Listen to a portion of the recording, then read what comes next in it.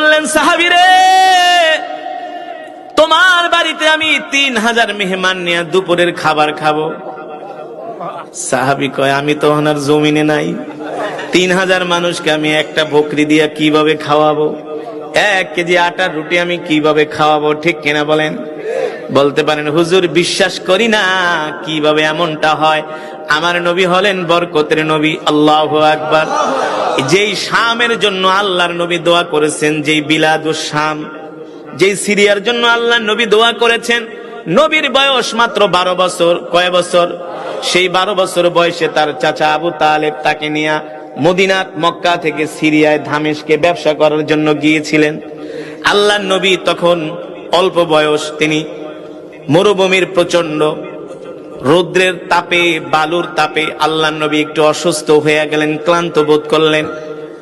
চাচা আবু তালেব বললেন, ভাতিজা, তুমি ক্লান্ত হয়ে গেছো, আমি তোমাকে কোথায় বিশ্রাম দিব? মরুভূমির মধ্যে তো কোনো বিশ্রামের জায়গা দেখি না, তেমন কোনো বড় গাছও নাই যে গাছের নিচে তুমি বসবা। সেই জর্দানের মরুভূমি এলাকায়, সীমান্ত এলাকায় একটা মৃত গাছ দেখা যায়। চাচা আবু তালেব নিয়ে আল্লাহর নবীকে ওই মৃত গাছের নিচে বসালেন। আল্লাহর নবী মৃত গাছের নিচে বসার সাথে সাথে মৃত গাছ জীবিত হয়ে গেছে। জোরে বলেন সুবহানাল্লাহ। কেন কেন? কারণ কি? আল্লাহ তাআলা বলছেন, ওয়ামা আরসালনাকা ইল্লা রাহমাতাল লিল আলামিন। আল্লাহু আকবার। সেই গাছ আজও পর্যন্ত নাই, আছে। সেই গাছকে বলা হয় সাহাবী গাছ। আল্লাহর নবী শুধু মৃত গাছের নিচে বসেছেন, সাথে সাথে গাছ জীবিত হয়ে গেছে। এই গাছ আল্লাহর নবীর নিদর্শন হিসাবে আল্লাহ তাআলা কিয়ামত পর্যন্ত জমিনে এই গাছকে বাঁচায়া রাখবেন। ঠিক কিনা বলেন? মানুষ দেখবে এই গাছের নিচে নবী বসছিল। নবী রাহমাতুল লিল আলামিনের বরকতে শরীর লাগার কারণে মৃত গাছও জীবিত হয়ে গেছে। এবার জাবের রাদিয়াল্লাহু তাআলা আনহু দৌড়ে বাড়িতে গেছে, যে বলে, স্ত্রী, আমাকে তুমি দোষারোপ করো না। কারণ স্ত্রী যদি আবার মনে করে স্বামী 3000 দাওয়াত দিয়েছে, তাইলে তো স্ত্রী বর্ষনা করবে, তাকে বকাবাদ্য করবে না, যে তুমি এত মানুষ দাওয়াত দিচ্ছ, খাসি একটা, তোমার মাথায় সমস্যা আছে নাকি? কয়, তুমি আমাকে কিছু বলো না। কয়, কি হয়েছে? বলে, আমাকে দোষারোপ করো না। তুমি আটার রুটি 1 কেজি আর খাসি হলো একটা। আমি আল্লাহর নবীকে দাওয়াত দিছি। আল্লাহ নবী কি করছে জানোনি? যুদ্ধের ময়দানে যত মুজাহিদ ছিল, আল্লাহর নবী সবাইকে দাওয়াত দিয়ে দিছে। ছোট বলেন সুবহানাল্লাহ। স্ত্রী বলতেছে, প্রাণের স্বামী গো, চিন্তা করবেন না, ভয় করবেন না, শঙ্কিত হবেন না, আতঙ্কিত হবেন না। যদি আল্লাহর নবী তার বরকতি জবান দিয়া দাওয়াত দিয়া থাকে, আমার বিশ্বাস আসমানের মালিক তার হাবিবকে লজ্জিত করবে না। এবার জোহরের নামাজ পড়ে আল্লাহ নবী 3000 সাহাবী সহ জাবের রাদিয়াল্লাহু তাআলা আনহুর বাড়িতে দাওয়াত খেতে যাচ্ছেন। আশেপাশের ইহুদি আছে না, ইহুদি হারামজাদা আছে না, এগুলা আগের থেকেও শয়তান, এখনো শয়তানি বন্ধ হয় নাই, তবে হবে। চূড়ান্ত মায়ের ওদের কপালে আসতেছি। আমরাও জিহাদের জন্য প্রস্তুত হচ্ছি না, প্রস্তুত। ঠিক কিনা বলেন? এই ইহুদিরা, খ্রিস্টানরা, কাফের মুশরিকরা বলে, জাবের মাথা নষ্ট হয়ে গেছে, নিজে খাইতে পাও না, 3000 মানুষ কিভাবে খাওয়াইবা? দেখি তোমার নবীর কেমন পাওয়ার। আসলে ইহুদিরা জানে না আমার নবী সাল্লাল্লাহু আলাইহি ওয়াসাল্লামের ইজ্জত মানে আল্লাহর ইজ্জত। ঠিক কিনা বলে?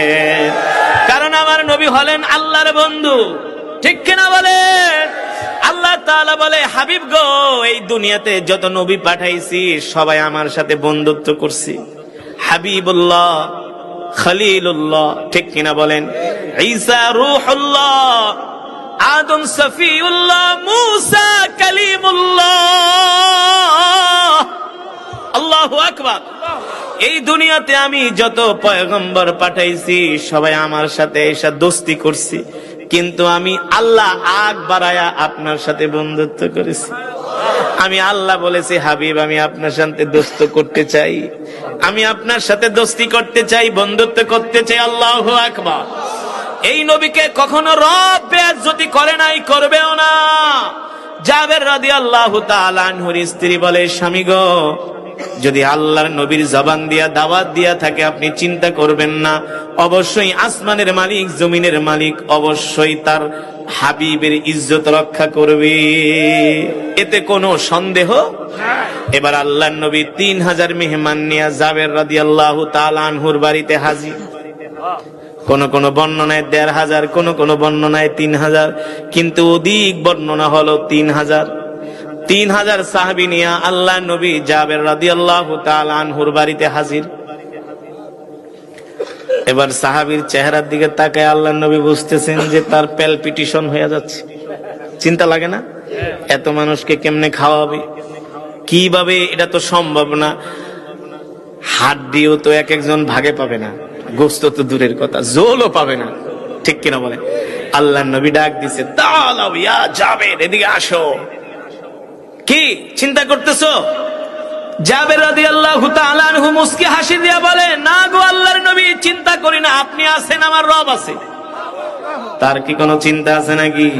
জোরে বলেন, হাসবুনাল্লাহু ওয়া নি'মাল ওয়াকিল, নি'মাল মাওলা ওয়া নি'মান নাসির।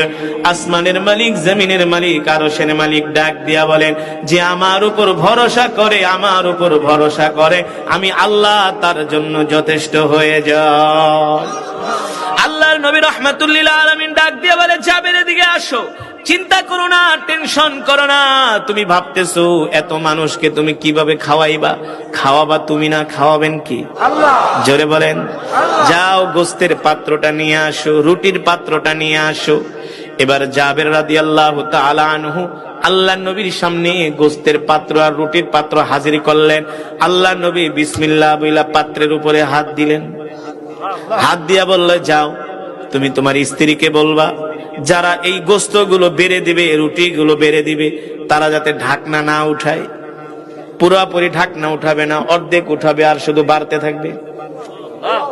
জোরে কোন আল্লাহু আকবার, আরে জোরে বলি আল্লাহু আকবার। এইভাবে করে অর্ধেক ঢাকনা উঠায়, আর গোস্ত বাড়তেছে, রুটি বাড়তেছে, খাচ্ছে খাচ্ছে জোহর থেকে আসর পর্যন্ত। খেতে খেতে সবার খাওয়া শেষ। সুবহানাল্লাহ।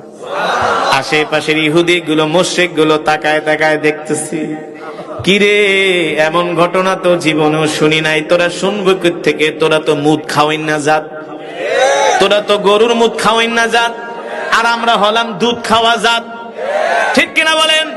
তোরা খাস গরুর মুদ, আমরা খাই গরুর দুধ, তোরা কোথা থেকে শুনবি? এই মুশরিক কাফেরেরা বলে, জাবের এই ঘটনা তো জীবনেও দেখি নাই, কোত্থেকে দেখবি? তিনি তো রহমাতুল লিল। এবার 3000 মানুষের যখন খাবার শেষ হয়ে গেল, আল্লাহ নবী ডাক দেয়া বলল, জাবের কি অবস্থা? কেন নবীজি গোস্ত টানতেছে, শুধু বের হইতেছে, শেষ হয় না। আল্লাহ নবী বলে, আমিও এখন পর্যন্ত খাই না, এবার আমাকে দাও। দেখেন কেমন দয়ার নবী, মায়ার নবী।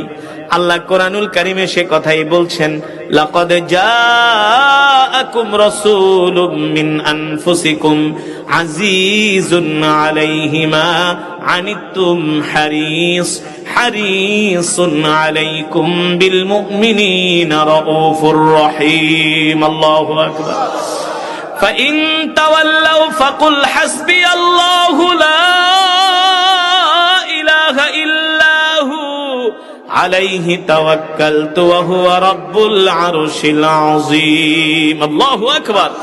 আল্লাহ রাব্বুল আলামিন ডাক দিয়া বলেন, নবী দুনিয়ার মানুষদেরকে বলে দেন, হে দুনিয়ার মানুষ, আমি আল্লাহ তোমাদের মধ্য থেকে তোমাদের জন্য এমন একজন নবী পাঠাইছি, যেই নবী কিনা তার জীবনের চেয়েও তোমাদেরকে ভালোবাসে।